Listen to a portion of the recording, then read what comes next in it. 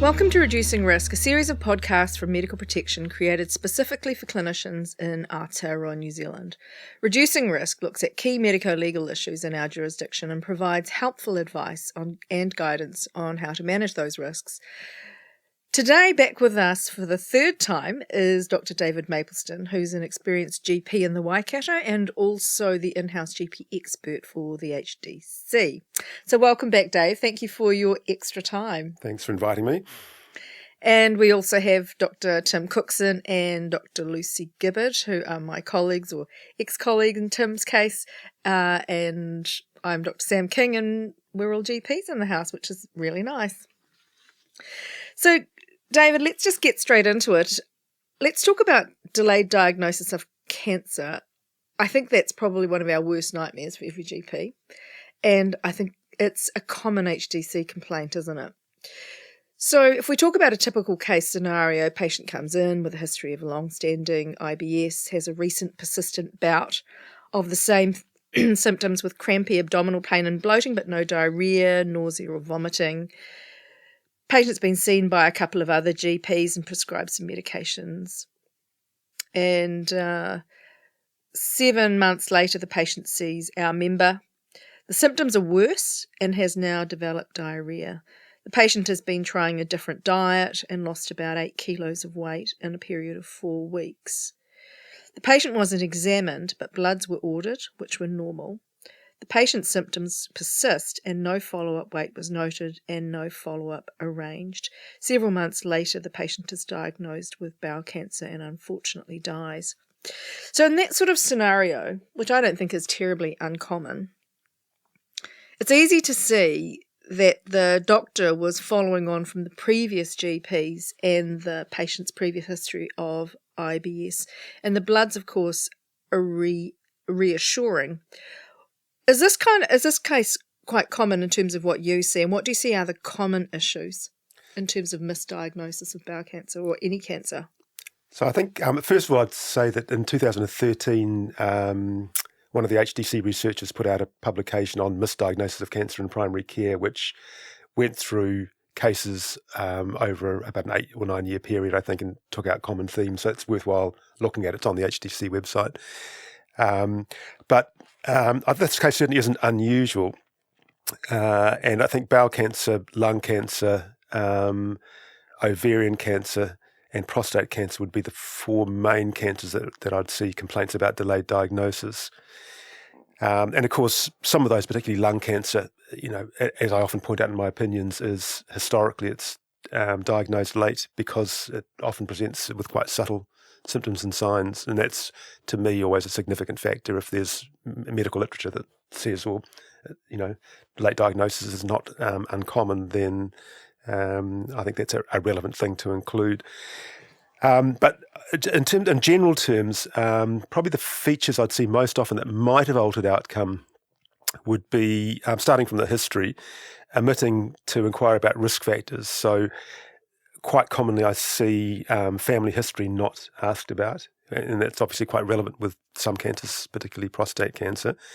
In this case, weight was looked at, but again, quite commonly do not see any reference to inquiry about unexplained weight loss, which I think, again, is a significant symptom that needs to be considered. And what I have seen, particularly in those situations where the patient's seen by a nurse first, is a lovely record of sequential weights, which have been decreasing over several months, and that's not acknowledged. The weights aren't looked at. It's become so routine to have these figures put in front of you that the significance of them isn't actually appreciated. Moving then on to examination findings, with bowel cancer, but colorectal cancer particularly, often don't see rectal examination performed. And again, usually that omission doesn't make any difference to the final outcome in most of the cases I've seen, but theoretically it might make the difference between being seen in 2 weeks versus being seen in 6 to 8 weeks with the direct access colonoscopy guidelines. So if there's a palpable rectal mass, you must be seen within 2 weeks, or you should be seen within 2 weeks. And again, whether that will have any influence on the the final outcome for the patient is debatable, but I think it is good practice, someone with colorectal symptoms, to do a rectal examination. Interestingly, I also see quite a few cases where rectal examination has been performed and is normal, and then it's performed a month later by the surgeon, and there's a mass palpable at 3 centimetres. So I'm not sure how good we are. I guess the less often you put your finger in it, the less sensitive your finger is going to be. Abdominal examination not performed in people with patients with abdominal symptoms, again, not infrequent.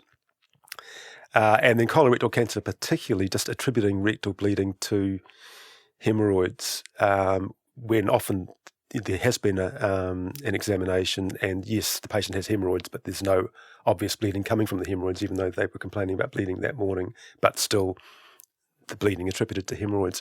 And I think a real issue with that is that really vague wording in the direct access colonoscopy guidelines about local sources of bleeding, either detected or treated, or something like that. There's some weird qualifier that implies you've got to treat, almost implies you've got to treat hemorrhoids first and then have a failure of treatment before you can refer for direct access colonoscopy. And of course, you can have colorectal cancer and hemorrhoids at the same time.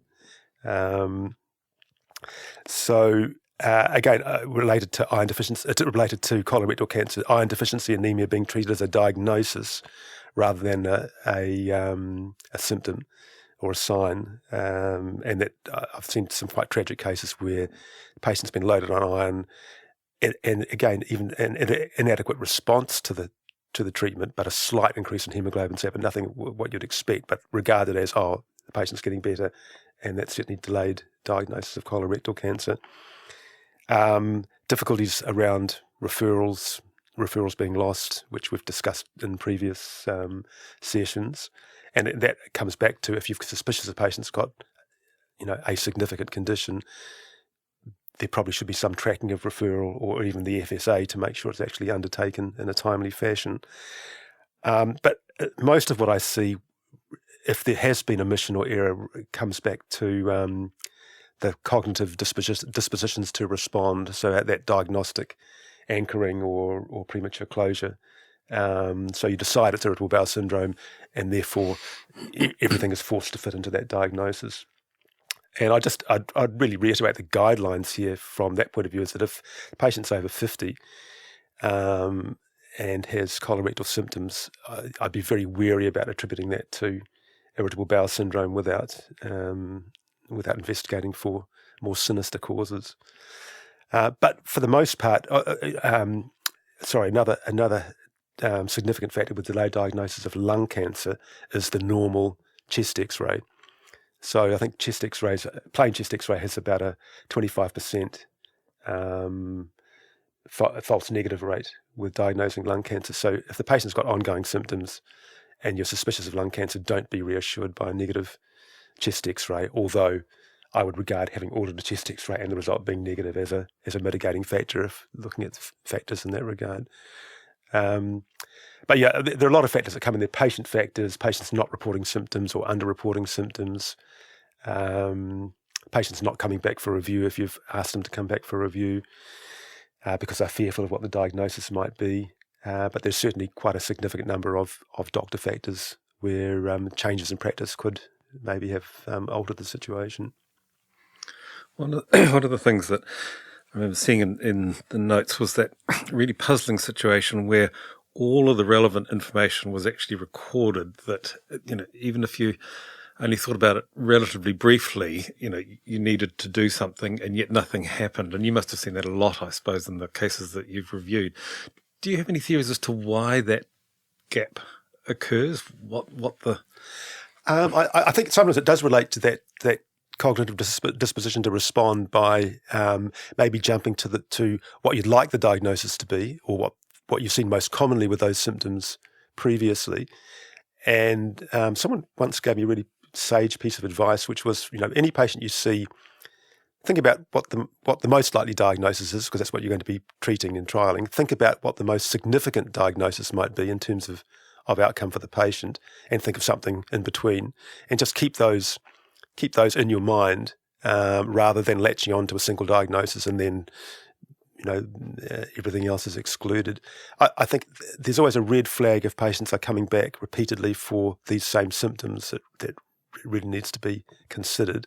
And certainly in the case of attributing rectal bleeding to hemorrhoids, if you're giving repeat prescriptions for hemorrhoid treatment, and someone who's in the older age group, you've really got to think, is that appropriate to be just signing that script rather than thinking, well, have you got ongoing bleeding? Why have you got ongoing bleeding, etc.?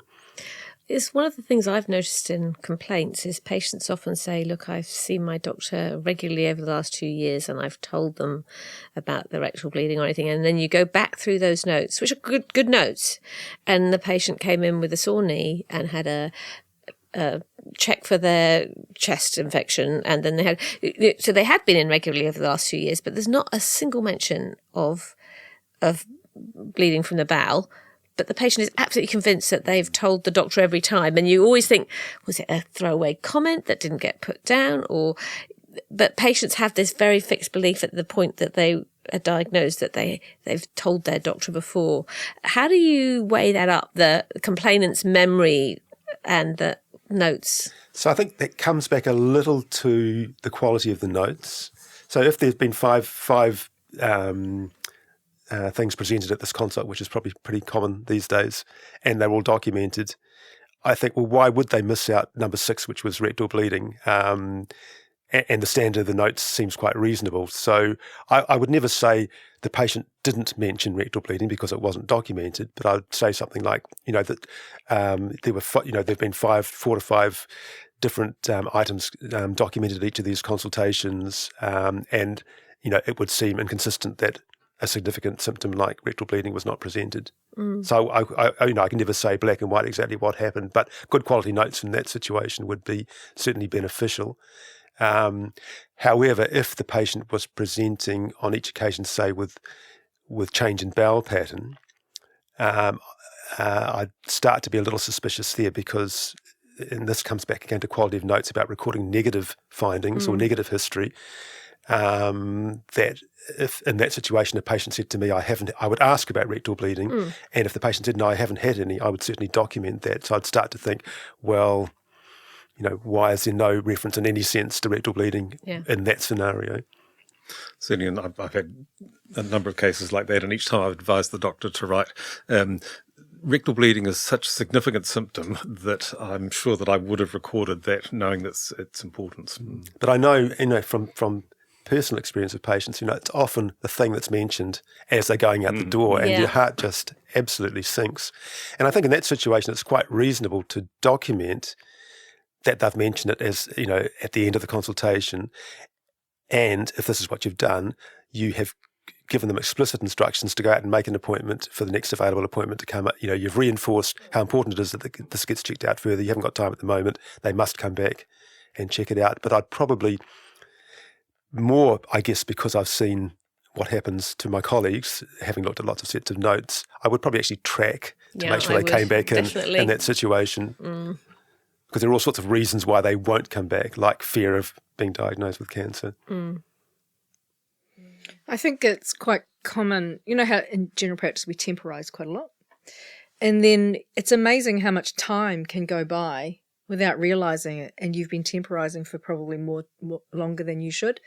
And it is hard when they have seen your colleagues and they've just treated it. And it's so easy to go along with, you assume that they've talked about all the symptoms, that, that they know it's IBS or whatever it happens to be. And when you're busy, it's the line of least resistance, isn't it? But I think it's, Tim, something you often tell the GP registrars, which is what I tell the GP registrars now, is that, think about what is the significant thing that I must not miss here with these symptoms. The other problem in the current environment is often you're waiting for an investigation, and how much you chase while you're waiting. and it's with a lung cancer patient where you've requested a chest X-ray, and in some DHBs the wait for a reporting of an X-ray is months. Plain X-rays are months, and that whole thing of you're often thinking, I'll just wait for the X-ray to come back because then I'll have a bit more information, and how much time passes that you don't expect to be passing. And I think in that situation, if you're aware that the reporting is delayed by months and you're suspicious, I mean, it depends a little on your degree of suspicion. Yeah, but well, that's the problem. I mean, I'd certainly make sure that I'd offered a private chest X-ray in that situation and documented it. But if I'm really suspicious, there is still a telephone that you could get on the phone to the radiologist or I don't know, just to somebody to say, could you, I'm really anxious that this patient might have lung cancer. Could you do something about reporting this X-ray in a timely fashion? It's not going to be that often that situation would occur. Often enough to be a bit of a pain, but I don't think often enough to say doing that as a... I think the problem with lung cancer is so often I've sent them off for chest X-rays for something else and found the lung cancer, that they've got a bit of a chronic cough, but I haven't actually thought they've got cancer. I think it's probably their asthma or their COPD, or, I haven't actually got that higher suspicion. And then the X-ray comes back and, oh, look, it's not COPD. It's, Yeah. So you haven't actually had it in your head that that's where it was going. Yeah. And I find lung cancer scary because, the classic person that's going to have it is a lifelong smoker who's got COPD, and the subtle change in their symptoms, is, they've got a permanent cough anyway, so 3 weeks of cough doesn't really apply. They're not coughing up blood. They're going to lose weight because they've got severe COPD. It's just fraught, really. I think too. I mean, look, radiologists not uncommonly will miss a lung cancer. That's quite subtle. I mean, we see those cases, don't we? And it's kind of like, it's just hard to diagnose at the end of the day, often. Unless we had access to low-dose CT. Yes. Dream on. So, David, in the situation where we know it's going to be months before a radiologist gets to look at a film, do you think there's any place for GPs looking at films, knowing that we are not qualified, it's not really within our scope? I think you're taking on a significant responsibility. It's a difficult one. I guess I would think, if I was commenting on that action, I would think about the experience of the GP in looking at X-rays, whether it's within their scope of practice, and the clinical scenario of whether there was a high suspicion of a significant condition or not. So there might be some. I mean, we do look at X-ray. We used to when we managed all our own fractures. Fractures are a little different, though, aren't they? They are. They're not generally life-threatening, or they're not. And you've got a high degree of suspicion at the time, so you know exactly where to look. And you can pinpoint. And you can pinpoint it. Your tenderness. Yeah, because I'm just thinking if you were going to look at an X-ray and it's not so much if you see something but you're wrong, that's okay because you're going to send them to hospital. Someone will go, nah. But if you say, oh, no, it looks all right to me, but actually it's not all right, that's where I see the risk. Yeah. So I thought, you're right. I think the risk is more giving a false negative than giving a false positive. Yes. Absolutely. And pretty much I think it's outside of our scope, apart from the odd fracture. Except I've had a couple of complaints from doctors who've looked at X-rays and thought, oh my gosh, that looks like a cancer, and has told the patient that it looks like a cancer, and it turns out not later to be a cancer, and there's been a complaint that how upsetting it was for the doctor to sell that they thought they had lung cancer when they didn't. So it does go both ways. Yeah. Oh, well, I would have thought that if I thought there was a cancer, unless it was barn door, that even I could tell, I would probably immediately pick up the phone and ask someone else to have a look at it. So in that situation, I'd probably not tell the patient until it was confirmed by somebody who actually knew what they were doing. But I'm just, just thinking in terms of the resource-constrained environments that some of our doctors work in around the country. I was interested in your opinion. Yeah. No, I think it does end up being scope and not experience. And not relying on your perception of a negative result, but quite reasonable. And I would defend a doctor who gave a false positive result. But you're right. I think it's the way you say it. You're much better off to say, well, there could be an abnormality. I'll get someone experienced to recheck it rather than saying you've got cancer. But I guess if you're going to spend time, looking at an X-ray, you've got to weigh up, well, is my time better spent chasing the radiologist to look at the X-ray and get a proper report rather than me trying to interpret it with my limited skills? I guess in those places where they're very limited with, radiologists, it might be impossible to get one to have a look at your films. And I do think, I can't remember the last time I looked at a chest X-ray film. Yeah. No, for me it probably would be at least 15 years. Yeah, so we're not going to be good at it. We're not going to be good at it. No. It does raise an interesting issue, though, whether we have a responsibility. I would regard a 6-week delay or even 4-week delay in reporting an X-ray as not being of an acceptable standard.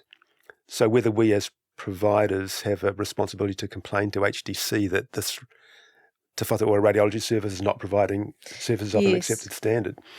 Can we? Can we complain? Well, I know that GPs have complained to HDC around the GP to GP transfer of files issues because that's a threat to patient safety. So certainly delayed reporting of X-rays would be a threat to patient safety. I think there are a number of doctor groups who've gone to the commissioner to discuss issues, and she takes them seriously, which is great to see. It's an interesting question, isn't it? Let's turn our thoughts to aged care facilities. There are a reasonable trickle of complaints involving rest homes. And from my experience anyway, they're nearly always complex and they seem to pretty much always get investigated. And you can understand that there's a 4-way relationship with the patient, their family, the rest home staff, and the GP, who usually just is contracted and comes in now and then. So it's a very complex kind of relationship that everyone has with each other. What issues do you see, David, with rest homes, and what are your top tips for the GPs listening? Okay, well, for a start, they're my nightmare files because they just come with all the care documentation I have to look through, and it's hundreds of pages, hundreds of pages, handwritten notes. That's horrible. And to me, there's a classic story, which is, the old lady with multiple comorbidities who's 95 is slowly dying in the rest home, as you'd expect at that age. Takes a bit of a turn for the worse. The daughter, who's lived in Australia for the last 10 years and hasn't been back and feels guilty, and is an ex-nurse, flies in, comes to see the mother as she's in the final stages of her dying process, demands hospital admission. The ED registrar says she's terribly dehydrated. Well, of course she is. She hasn't been drinking for 4 days because she's dying. She gets rehydrated and then she dies 24 hours later, full of tubes, etc. And the daughter complains, the fact that the mother was neglected because she was dehydrated, etc.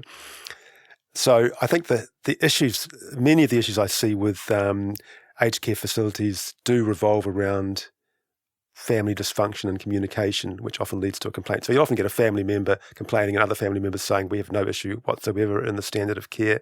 But I think it's just a potentially nightmare situation because you've got old patients with comorbidities, polypharmacy, often an activated EPOA, and often the tricky family relationships.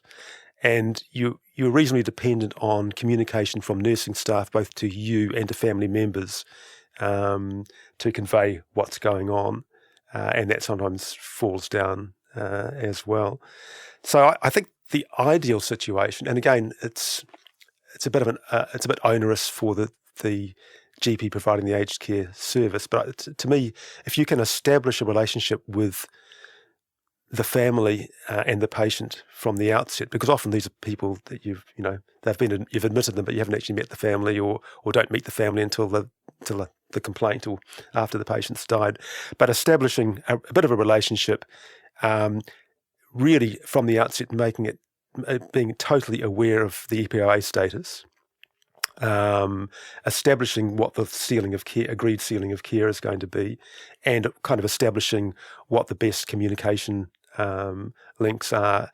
And I think in many aged care facilities, the nurse does the communicating between GP and family, which I think is quite reasonable. But just ensuring that family are aware of that's the process. I think the EPOA issue, you've got to be aware of your responsibilities if the EPOA is activated. We've talked before about, if you want to start this patient on an antibiotic for their suspected UTI, do you need to be speaking directly with the EPOA? And if the patient has some level of understanding and seems to be, you believe they're aware of the risks and benefits that you discuss with them, it seems reasonable to prescribe in that case. But I'd still advise that the family is made aware, the EPO is made aware of the fact that this prescribing has taken place. If you're prescribing antipsychotics for BPSD, different story. And I get a lot of complaints about family members being prescribed antipsychotics, their aged care family, without consultation with the family, whether or not the EPO has been activated, in fact. So communication, really important. Really important, I think, that the family is made aware if their family member is deteriorating, and particularly if you think they're entering the dying process. So it's not an unexpected, out of the blue thing to them. Assessments, again, it's a fraught situation because you're often, trying to see 10 patients in 20 minutes or whatever, or the nurses are calling you to see somebody who's, acutely unwell when you hadn't bargained the time for that.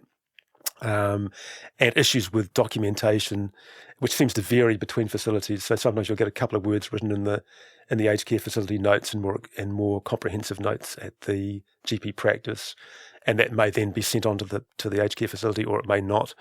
So I think having a robust system for recording. If you're referring to nurse, if you say OBS stable or OBS normal, and you're referring to nursing observations, make sure that they weren't the ones that were taken a week ago, because I see that quite often as well. And the areas I think where there's sometimes a little bit of it's a little unclear about who takes full responsibility, wound care management. So to me, I think the nursing staff generally have the expertise from that point of view, unless there's an acute infection, for example, but may talk to you, if they think it needs debridement or something like that. But I wouldn't regard it as the GP's responsibility to be looking at this wound every day to make sure it's healing appropriately. I think it's reasonable to rely on nursing staff to raise issues. But weight loss is the other one that we often get complaints about, the fact that the patient's lost 20 kilos in 3 months and no one's done anything about it. And theoretically, again, that you should be aware of that situation and be investigating if that's appropriate, or prescribing nutritional supplements if that's appropriate, or whatever, but at least indicating that there's an awareness of those sorts of issues. Anticipatory prescribing for end-of-life care, I think, really important, because distress and particularly pain at end of life, and I've seen some pretty hideous complaints if the family complainants' recollections are accurate around their loved one's last hours. But yeah, that's I used to do aged care work earlier in my career, but I'm very grateful that I don't do that anymore. So I think it is moderately fraught. I think it is fraught. I think I've worked in a number of rest homes over my time, and some of them where you know the registered nurses and you trust them. I feel secure in that because I know they'll contact me. But there are other places, if I felt like the care has been less than what I would think is appropriate, I certainly wouldn't stay, because I know, and it'll vary from facility to facility. So I would certainly be aware of that. I think the communication that you establish between the rest home and the GP is crucial. It's often in the cases that I've seen where the rest home will say, well, we told the GP, and the GP will go, where did you tell me? There's nothing documented. The known process is for us to receive an email or whatever it is, or a phone call, but that never happened. And I think to establish those as policies so that everybody's fully aware of, if it's urgent, this is how you contact me. If it's not urgent, this is what you do. So that patients don't fall through the gaps. I think the other thing is making sure that the family's expectation of the communication with the GP, of what that is realistic, because I think from some complaints it seems like the family think that the GP should ring them every time they've seen the patient, and why didn't they do that, and why didn't they talk about every medication, and why didn't they, and if they have an expectation that, as when their mum was at home and they brought their mum in, they were involved, they don't see that the rest home situation, where actually the nurses are really the main primary caregivers at that point, and that the GP is mostly discussing things with them. Unless you've corrected that expectation, they tend to be very upset that the GP isn't talking to them regularly anymore. And I think we just have to correct that expectation that actually the GP hasn't got capacity to ring every family of every patient they see at every rest home visit. It's not. And one of the things that Sam was saying we often see is where a situation has been managed by the nursing staff for quite a long time, and then the doctor is called in at the last moment. But when the complaint comes, the doctor is included in the complaint because they were there and yet haven't had the opportunity to actually intervene in a timely fashion. Yeah. I think getting back to the communication aspect, if there's been a significant change in the patient's condition, and most often a conservative approach to management is the right management. It's often not appropriate to refer someone to the hospital for something that could even be life-threatening because of their comorbidities. But what I see missing and what leads to complaints is if the family has not been involved, irrespective of the EPO activation, the family haven't been involved in that decision. The patient might still be competent and say, no, I don't want to go to hospital. But I think you're almost inviting a complaint if they end up in hospital 5 days later, and inevitably they'll be told you should have been here, days earlier. What the hell's happening in that rest home? If you establish that ceiling of care and the expectations, ideally at the very start, but certainly if there's been a sudden change in the patient condition, then that's got to be beneficial for all concerned. So I think one of the strong messages I hear coming through is the communication. Absolutely. With the family, with the patient, with the nurse. And I'd have to say also, from my observation anyway, just examining the patient. And I know it's often difficult because, as you say, you've got a long list of patients to get through, and often it takes a long time to get the patient ready to be examined. And so it can be easy to take that shortcut of not examining. So yeah, but the reality is we need to conduct a proper consultation. Yep, it's not really that different if they turned up in your consultation room. Let's turn on to another interesting topic around competence and capacity assessments. And I understand it's an ongoing issue, David. It is. And in fact, this week I've looked at a case. Just this week. Which actually raises, I think, some of the common issues. So this is a case of an older person who has been living alone and really needs to be in supported care, rest home care. And as usual, one family member doesn't believe that to be the case, and other family members do believe it to be the case, including the nominated EPOA. And the patient's just been admitted acutely to hospital. That the family are fearing, the EPOA is fearing that they might be discharged to home again once the acute situation's resolved, and contacts the GP to say, Mum's in hospital. I need the EPO activated because she's going to be sent home and she's not safe to be at home anymore. There's a little bit more to it in that the GP said he had an amount of collateral information that might have supported the fact that she wasn't able to make, or wasn't making the right decision in inverted commas, or was unsafe to be left at home, put it that way. But under pressure, he didn't actually see the patient because he didn't have time to go into the hospital, and activated the EPOA, signed the medical examination forms. So, and then admitted that he had very little experience in signing the forms, and he was in 2 minds about it, but went ahead and did it. So the classic situation I think that you've got to be very wary of is do you have confidence to know what to do to activate an EPOA and assess competence in that regard? Are you being put under pressure because you won't make the right decision if you're under pressure. Is there family dysfunction? Because if there's family dysfunction, even if you do it right, there will be a complaint, but at least you'll be able to defend that complaint.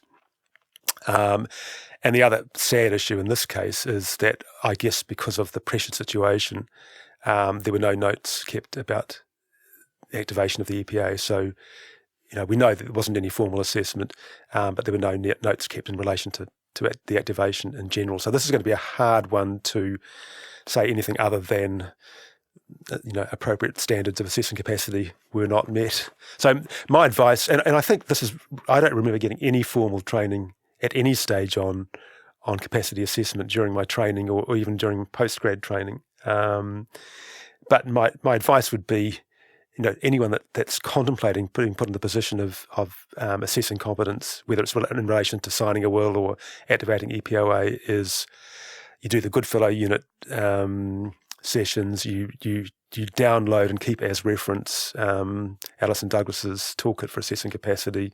You just make sure you're well informed about the process and that you just document it to the nth degree, and that includes writing down verbatim responses to the specific questions that you're asking, a bit like committing somebody under the Mental Health Act.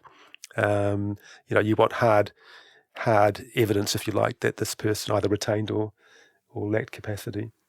So do you think that doctors kind of underestimate the significance of signing off those EPOA forms? I think there's an underestimation of the significance, particularly the significant fact that the patient has competence unless assessed otherwise, but more the complexity and the requirements of the assessment, the legal tests for capacity. Unless you understand the legal tests for capacity, you're not going to do it right.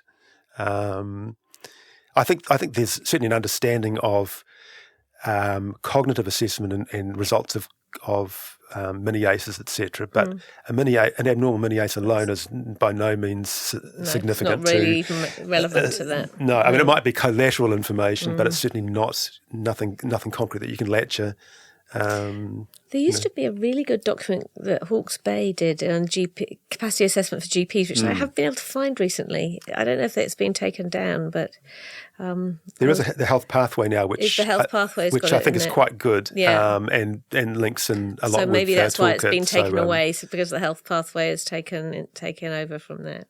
But I think really, this is a situation where I would say, unless you feel confident that you do take the time to access the health pathway or some of these other resources to make sure you do it right. I think a lot of GPs, though, feel that they haven't done very many of them. No one's ever taught them how to do them.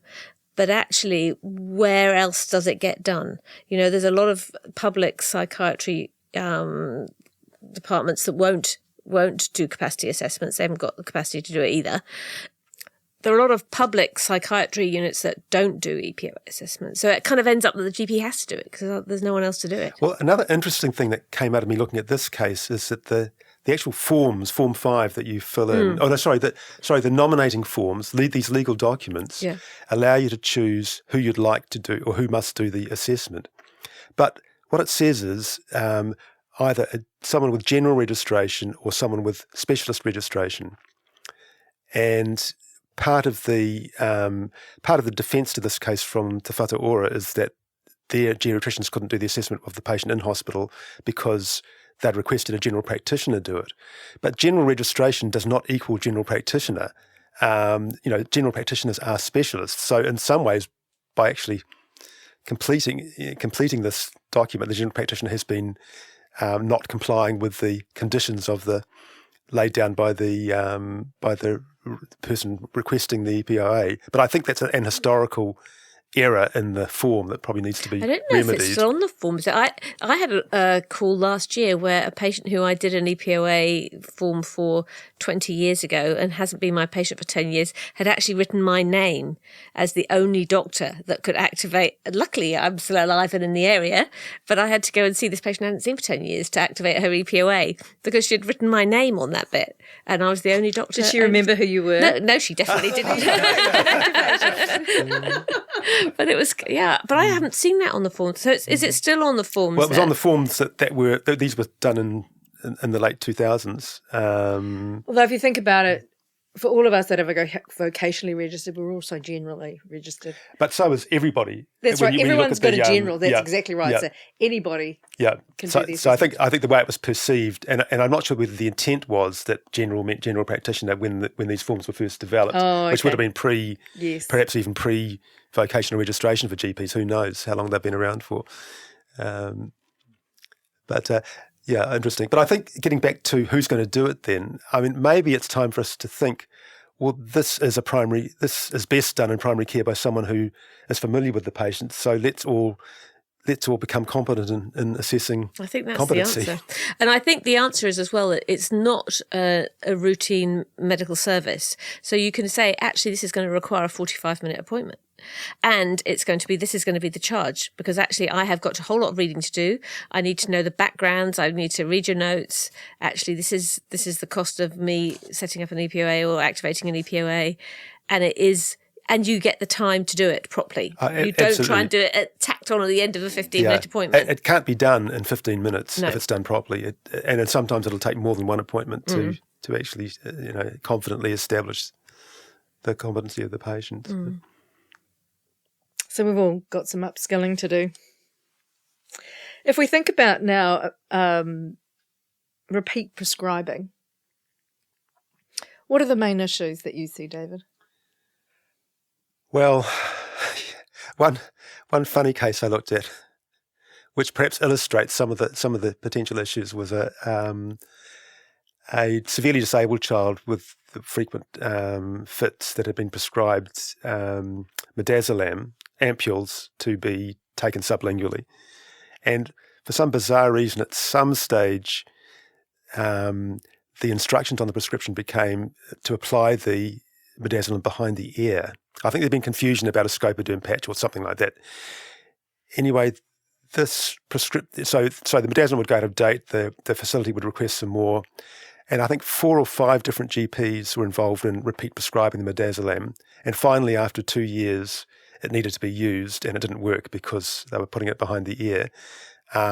So what that means to me is that no one was actually reading this prescription. They were pushing the repeat button, which I'm absolutely guilty of as well. And I mean, talking about being aware of the clinical situation when you're prescribing these medications, I remember covering for doctors, my colleagues that were in rest homes and being given 50 scripts to sign with no access to any clinical notes and just sign. But I think you've got to be aware of the risks associated with that. So things I see would be that end up with complaints. Not recognising overuse of benzos or opioids when there are decreasing time intervals between scripts being requested and provided, and particularly when there are different people providing those scripts. And it's, again, it's much easier to sign the script than to actually look to see when the last one was and have a discussion with the patient or whatever. Not recognising overdue monitoring, so things like lithium levels or high-risk patients on diuretics. So when monitoring is required, and certainly monitoring for DMARDs and some of those other higher risk drugs, and that comes back to an issue of handover of responsibility for monitoring, those sorts of things as well. Medication lists not updated, so patients get really tetchy about getting, either not getting drugs that they requested because someone hasn't made them long term, or getting the old instructions when there's actually been a change to the prescribing. Thankfully, patients seem to be generally aware of what they should or shouldn't be doing in terms of taking medications, or the pharmacy picks up the error and notifies the GP. And then over time, not reviewing suitability of medications for that patient, particularly if they've got deteriorating renal function and suddenly your EGFR's dropped to a certain level and they actually shouldn't be, or the dose needs adjusting or whatever, but just continuing to prescribe the same dose. So those are the sorts of themes that would come out of repeat prescribing. I had a personal case where I had a woman I hadn't seen very often, and she was under a dermatologist for quite severe psoriasis and was on methotrexate, the one that really rings the alarm bells. And it was a complicated regime of taking one day and then 2 the next day and then nothing for the rest of the week. It was a weird kind of regime. Of course, I put it into the computer. It's the first time I'd prescribed it. But somehow when I was writing it, of course, it didn't get written down as that. It got written down as take 1 daily or take 2 daily or whatever. And I was really lucky. The lady knew what she should be taking, and I had this phone call from Rotorua where she had gone to fill her prescription saying, "Oh, Tim, by the way, I think you might have a small mistake in my methotrexate prescribing." And the scary thing was that it was not long after I'd seen one of the cases at MPS where the same thing had happened, and the man had subsequently died. I remember that case, which was a total Swiss cheese series of events. Yep. And in fact, repeat prescribing was part of it, but there were numerous other factors that unfortunately contributed to that case. Yeah. These days, it's often the nurse will just put it in there, just needs this.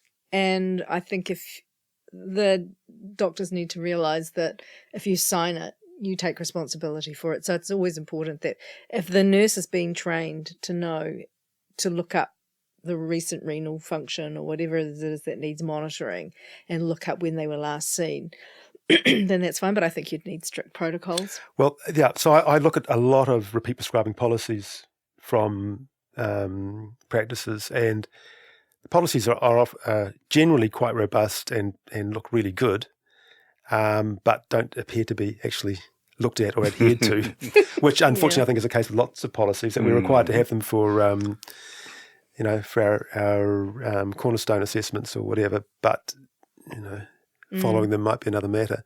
But I think making sure you have the practice has a robust repeat prescribing policy at least probably reduces any risk of the practice having vicarious liability for a prescribing error or repeat prescribing error. But I think one of the problems is that, the practice policy will often reflect the environment. So if you have a real shortage of appointments, you're more likely to say, "Oh, look, we have to see everyone every year, at least every year. We have to see them every year." But in fact, there's probably a whole pile of people you should be seeing every 3 months, and you shouldn't be doing repeat prescriptions for at all. And it's hard to make sure that those policies are relevant for every patient, rather than just, and that 1 year thing becomes a thing, or the 6 month thing becomes a thing, rather than actually thinking about it each time for this particular patient, for this particular drug, what is safe prescribing. Yeah, and I think, again, many policies seem to have written in them, this may be altered at the discretion of the doctor or whatever, but then the nurse or whoever's doing the initial thing needs to be adhering to that part of the and the policy culture of practice changes it as well. And the other problem, we get lots of complaints from patients who say the doctor wouldn't give me the repeat prescription. They insisted that I came in, and how unreasonable is it that I'm expected to pay to come in and see the doctor, and it's not convenient, and the doctor should be giving me a repeat prescription. So you kind of like, you're damned if you do, damned if you don't. I don't think I've ever put adverse comment on a complaint like that. I would generally say, well, that's at the discretion of the doctor, and if they felt it's clinically reasonable, then I'm not going to argue with that. And hopefully in the future, complaints like that will be just referred back to the provider to sort out, rather than me having to look at them. And what about the scenario where someone's on a really important medication? If they don't take regularly, they are going to suffer quite quickly, and yet they absolutely refuse to come in for an appropriate review. And so you make a decision as a clinician, well, actually, there's least risk for the patient to continue the medication than for them not to have it, and therefore I'll continue to prescribe under the circumstances. What would you advise? Yeah, I think as an advocate for the well-being of my patient and weighing up the risks and benefits, I would continue to prescribe, but I would very well document the situation. Document. And I think there has to become a point though where in fact the reverse might start to happen, that it's actually more dangerous for you to continue prescribing this medication without reviewing the patient, or the patient having the blood tests or whatever, and that needs to be taken into consideration as well. I would always advise that the doctor consults widely about that, speak to their peers. A lot of people call us. We've got so many calls about that of late. speak to the hospital doctors, say what do you recommend in this situation, so that you've covered your risk, because it just seems to be a common complaint these days. And one last little thing is telehealth. And if you don't know the patient and you've been asked for a prescription for their regular medications, just remember that you bear the same responsibilities as if you're seeing the patient in person. And so for the telehealth people, it's important to ensure you have the medical history, the clinical notes, and know whether there's been a recent dose changes, what their blood results are. All of those things that need to happen if you were seeing them in a clinic also need to happen with telehealth. Have you seen many complaints about that, David? Actually, at this stage, surprisingly few telehealth complaints. I mean, I was expecting to just to see the tsunami of them coming through as the various telehealth providers became busier. But I expect I will start to see them. So I think one that I remember recently was a missed appendicitis case, where the doctor had got the patient just to push their own belly and say, "Oh, I can push everywhere. It seems okay, but it's a bit sore here." And I regarded that as kind of a mitigating factor, but that was very generous of you. Still, abdominal pain. I think if there's something that a physical examination might alter your management with these symptoms, I think you've got to see the patient. That's the medical council's stance on it. Yeah, and I think that's a safe stance. It is. Really. Yeah, the medical council holds us to the same standard whether we see them by telehealth or in person.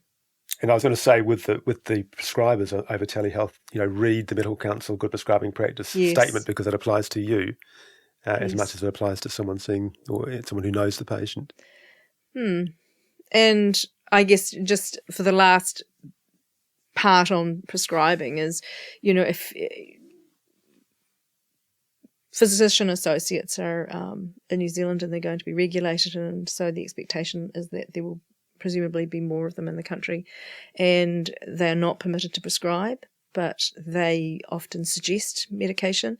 And for the GP who signs that prescription, it's important that you follow the good prescribing statement from the medical council, that you need to satisfy yourself that it's for the right patient, the right dose, and all the other things that it's indicated. All of that sort of stuff is just something to be aware of. Yeah, certainly I will cite the medical council guidance as expected practice. Yes. When I'm commenting on prescribing. So. Yeah. At the end of the day, it's about patient safety, isn't it? Absolutely. Yeah. And talking of that, there is that other scenario, isn't there? If you're covering for a colleague, you're asked to sign a prescription, and you actually believe this is not in my patient's best interest to sign this prescription, and yet they've been on it for years, the Zopiclone or whatever, and clearly have an expectation that it will continue. How do we manage that scenario where you really feel I can't, in all honesty, sign that prescription because I don't think it's safe? And again, I get complaints about that, usually about opioid prescribing, that usually it's a doctor has retired, the new doctor's come in and now refuses to do what the old doctor did.